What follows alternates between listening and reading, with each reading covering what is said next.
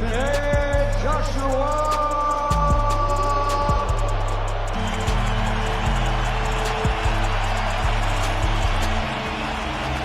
Striking coach, man I've known for over 20 years.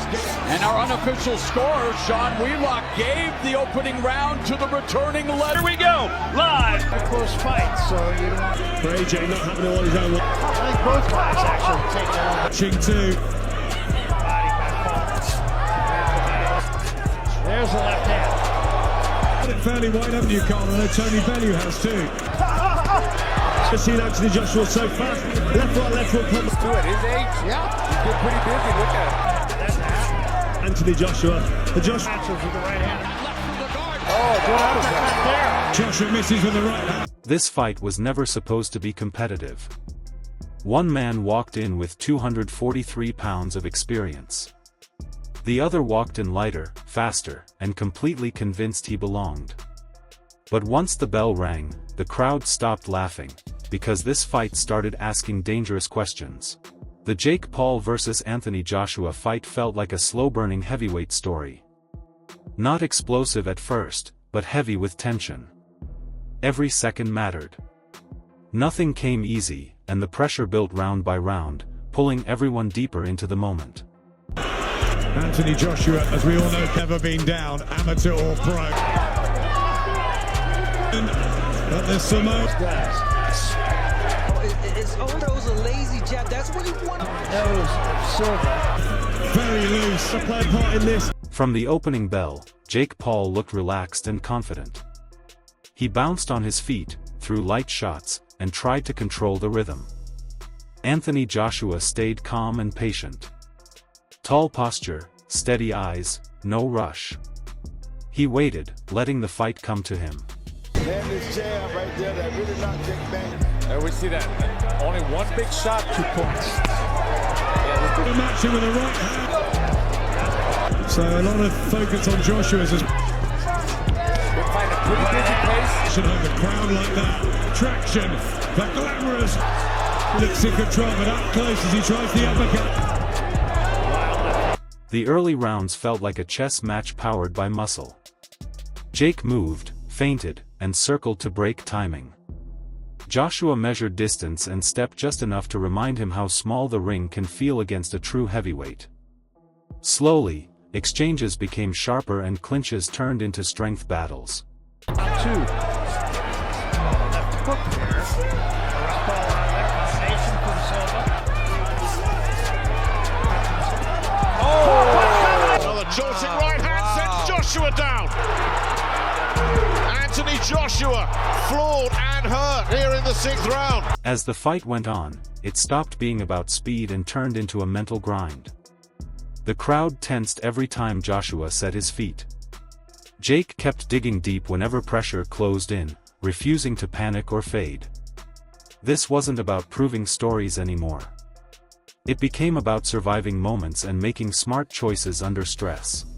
Very loose. To play a part in this. And this jab right there that really knocked Jake back. And we see that.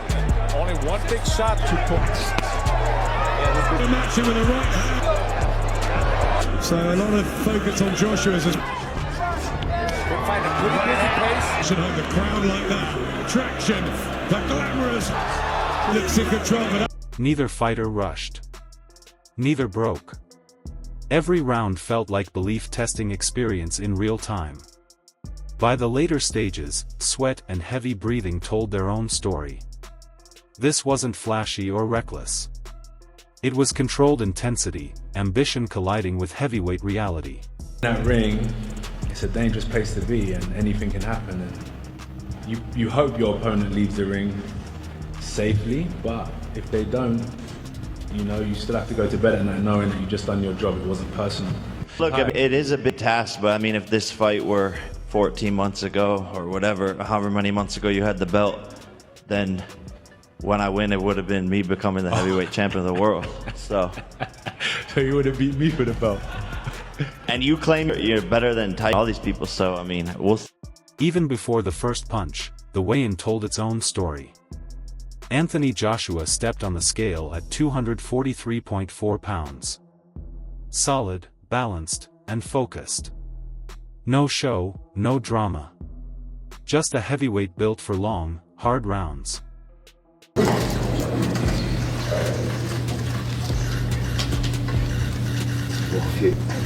243.4. 243.4. 243.4, Mr. Anthony Joshua. 243.4. I'm gonna need all media to scoot back. Security, help me out. There was no excess weight, only purpose. At that size, Joshua looked optimized for control and durability. Heavy enough to impose authority, calm enough to stay patient. It felt less like a flex and more like a quiet statement of preparation.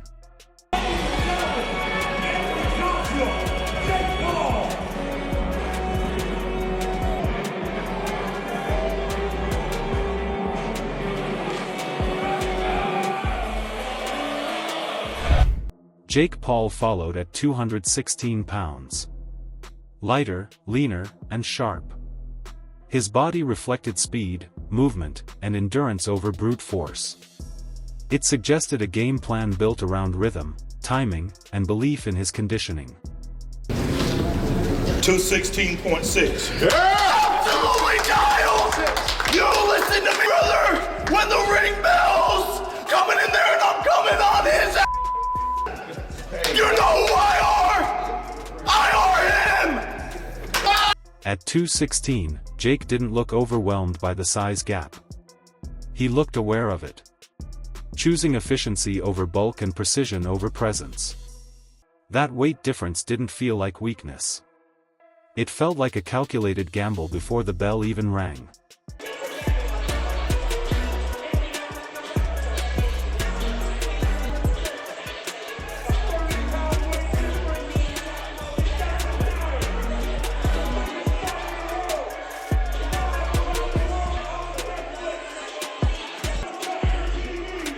After the numbers were announced, Joshua grabbed the mic and made one thing clear. Don't confuse kindness with mercy. This wasn't arrogance. This was experience speaking. He wasn't calling Jake delusional. He was calling him dangerous because belief can't be underestimated. I think this guy's deluded. Nah.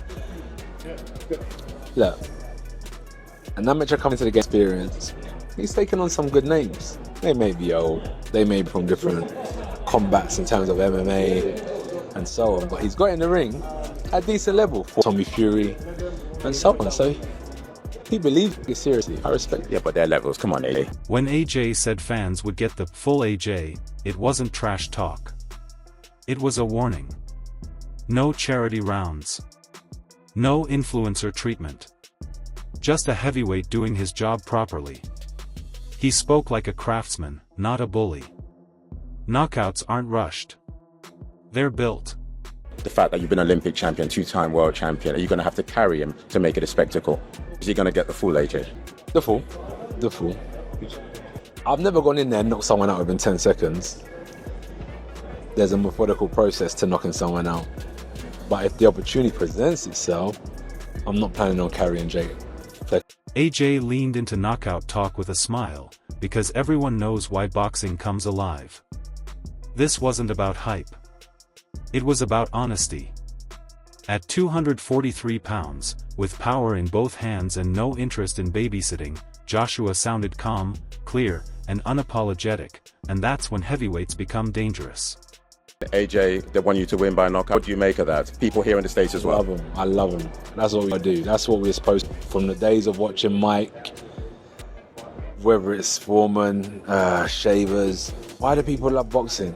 They don't love it from fighters that box 12 rounds and look great technically. They want to see people getting knocked out. It's just a game. And I know people know where I'm coming from. They're like, oh my God, he's so crazy. No, they want to see knockouts. I respect it. I love it. Then Jake Paul stepped up sounding like a man already convinced destiny was on his side. Calm, smiling, fully locked into his own vision. Whether you believe in it or not, that level of confidence doesn't crack easily.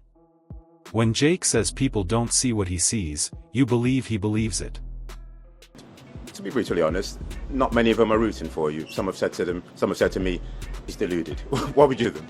I know you got him picked. Like, that's what it is, you know. Of course, people don't believe in me. They don't see what I can do. They're not in the gym with me. So I don't blame them for having that opinion and thinking that this is crazy for me, completely different, that no one else sees, and they're going to get to see it in roughly 24 hours. He used jokes, meditation talk, and calm breathing to flip tension into comfort, turning a 6 feet 6 inches heavyweight into just another character in his story. He didn't call it easy. He called it the hardest thing he's ever done, and that honesty made the confidence louder.